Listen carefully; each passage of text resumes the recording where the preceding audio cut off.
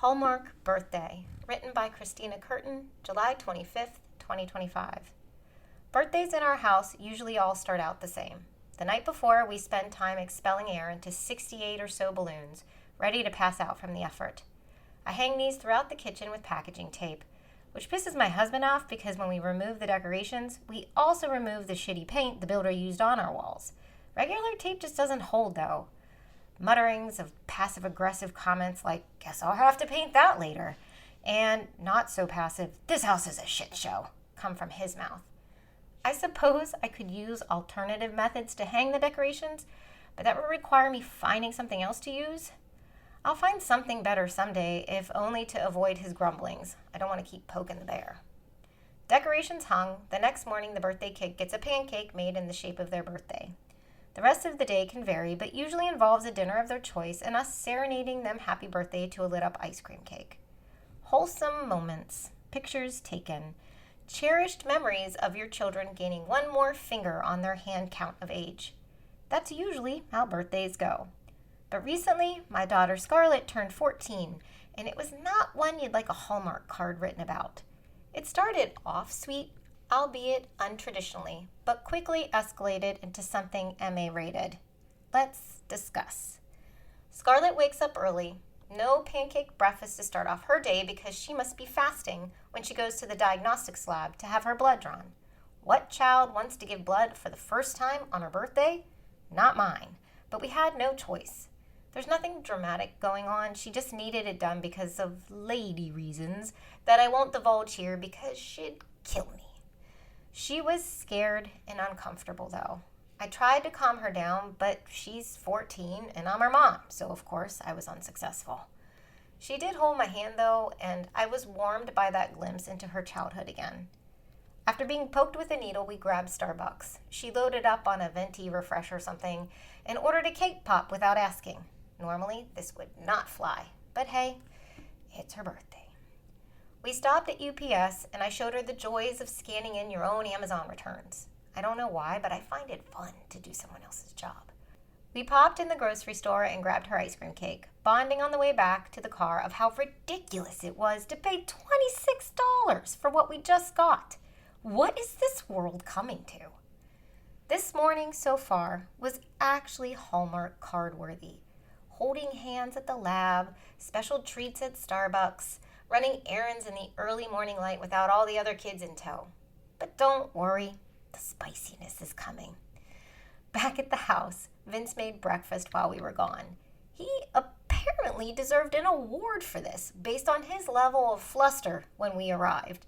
Folks, he made breakfast and watched his two younger daughters.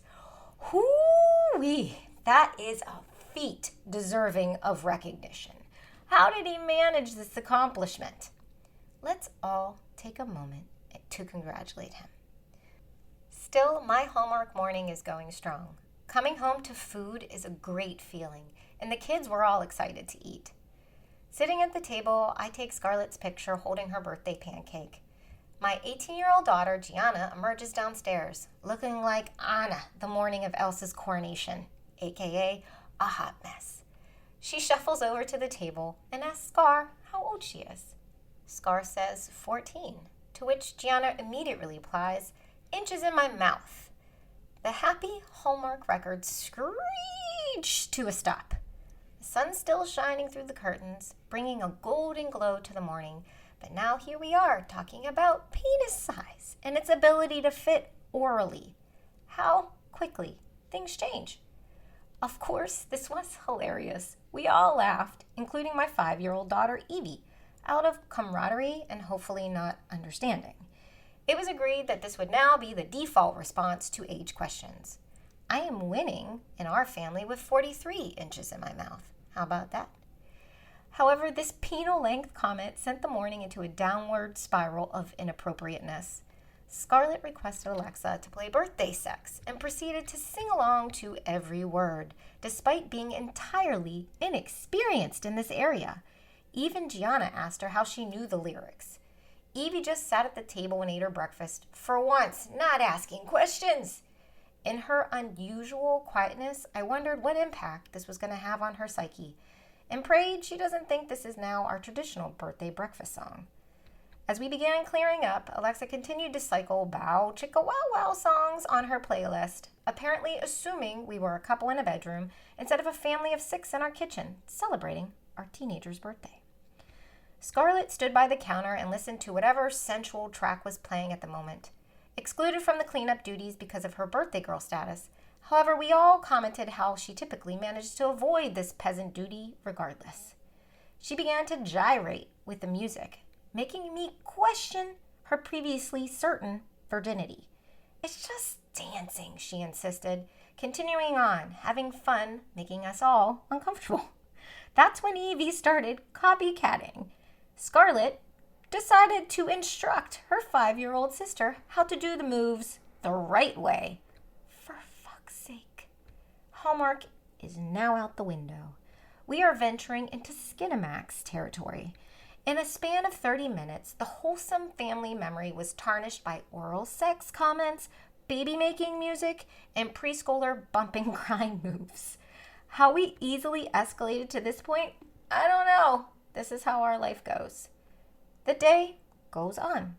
Scar napped, of course, because that's a teenager's favorite hobby. Later on, we sang using the $26 birthday cake, and afterwards, the older kids decided to go see a movie. The choice? Oh, well, it's the R-rated I Know What You Did Last Summer, of course, because why not end Scarlett's 14th birthday with an R-rated horror film? The whole day was already one giant spiral of inappropriateness anyways. Vince waited for the girls to come home, and I went to bed and called it a day. The next morning, I questioned all of my parenting choices while walking upstairs to wake Scarlett up for our scheduled event of the day.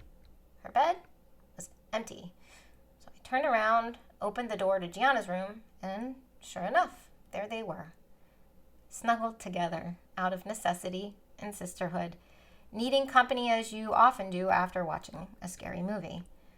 I moved to the bed and leaned over, admiring their faces as they slept, just like I always used to do when they were younger, when the birthday pancakes were 1 digit instead of 2. Hallmark moment. Back again. And that's it for today, my friends. Thanks for listening to my blog. Good luck out there and stay sane.